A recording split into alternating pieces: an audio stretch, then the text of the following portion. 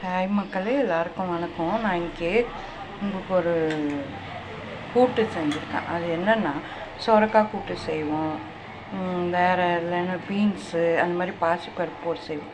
நான் இன்றைக்கி வித்தியாசமாக கத்திரிக்காய் போட்டு கூட்டு செஞ்சுருக்கேங்க. இதுக்கு சேம் அதே தான்.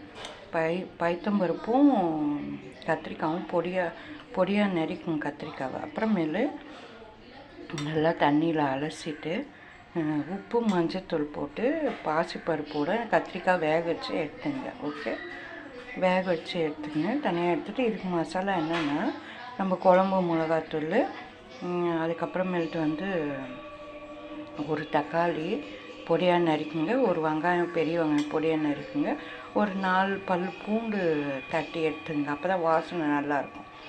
தாளிக்கிறதுக்கு கடுகு, கடலைப்பருப்பு, உளுந்தம்பருப்பு, சீரகம், கொஞ்சம் பெருங்காயம் கம்பல்சரி இருக்கணும். ஏன்னா பாசிப்பருப்பு போட்டிருக்கோம், அதனால்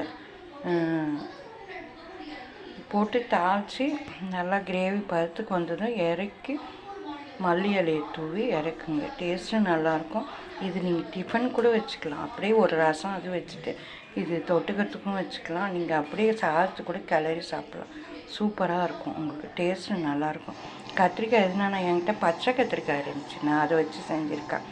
நீங்கள் உங்களுக்கு எந்த கத்திரிக்காய்னாலும் வச்சு இந்த மாதிரி செஞ்சு சாப்பிட்டு பாருங்கள், நல்லாயிருக்கும். ஓகே, சப்போர்ட் பண்ணுங்கள், சப்ஸ்கிரைப் பண்ணுங்கள். எது இருந்தாலும் கமெண்ட் செக்ஷனில் சொல்லுங்கள். உங்களோட ஒவ்வொருத்தரோட சப்போர்ட் ரொம்ப ரொம்ப முக்கியம். ஓகே, பாய். பார்க்கும்போது டேஸ்ட்டும் நல்லாயிருக்கு, பார்க்கும்போது இது கலராக நல்லாயிருக்கு இல்லைங்களா?